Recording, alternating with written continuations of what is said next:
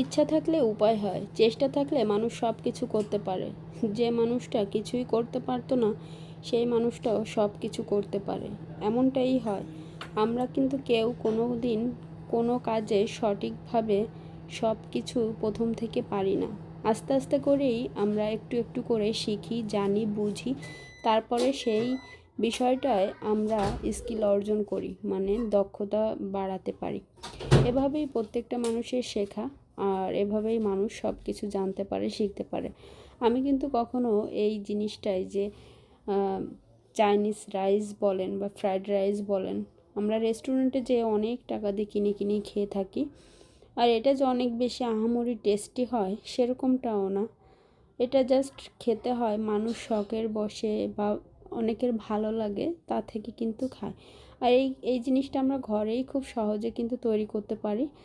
আজকে আমি চেষ্টা করলাম ঘরে তৈরি করার জন্য। আমি এর আগে অনেকবার করেছি এবং আমার বাসার সবাই এটা খুব পছন্দ করে, যার কারণে বারবার এটা করি। বারবার বলতে প্রায়ই এটা করা হয়। আর বিরিয়ানিটা তো সবসময় খাওয়া হয়, যার কারণে ওইটা আসলে অ্যাজ ইউজুয়াল হয়ে গেছে। তবে কোনো মানে বিশেষ অকেশন আসলে এই খাবারটা আমি তৈরি করার চেষ্টা করি।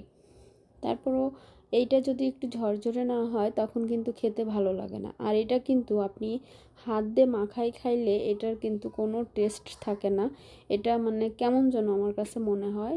যে খাবার যেভাবে খেতে হয় সেই খাবার যদি সেইভাবে না খাওয়া হয়, সেই খাবারটা যদি সেইভাবে পরিবেশন করা না হয়, তাহলে সেই খাবারটা কিন্তু খেতে ভালো লাগে না এবং দেখতেও সুন্দর লাগে না।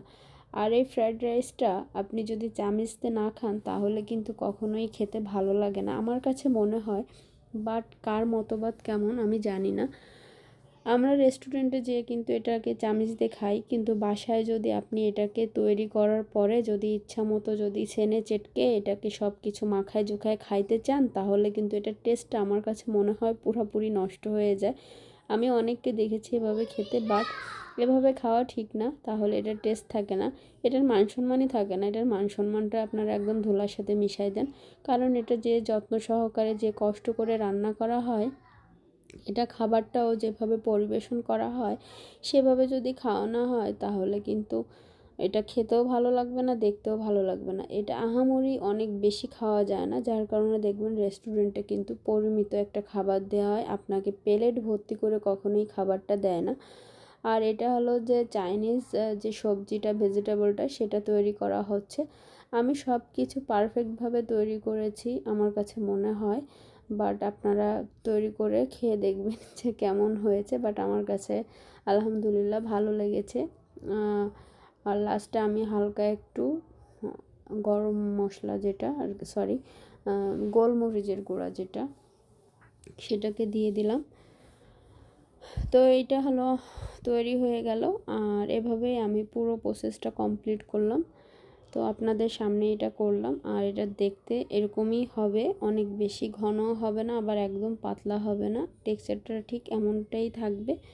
তো সবাই এটা তৈরি করে খাবেন, এটা খুবই মজার একটা ভেজিটেবল। আর যাই হোক, ভেজিটেবলটা কিন্তু খেতে খুবই ভালো লাগে। আর চিকেন তো কথাই নাই, চিলি চিকেন এবং ফ্রাই করা যে চিকেনটা, তো এগুলো তো খেতে অবশ্যই ভালো লাগে। আর ফ্রায়েড রাইস সেটার কথা আর কি বলবো, সেটা অবশ্যই আপনারা জানেন কতটা ভালো লাগে আর কতটা লাগে না, বাড়াই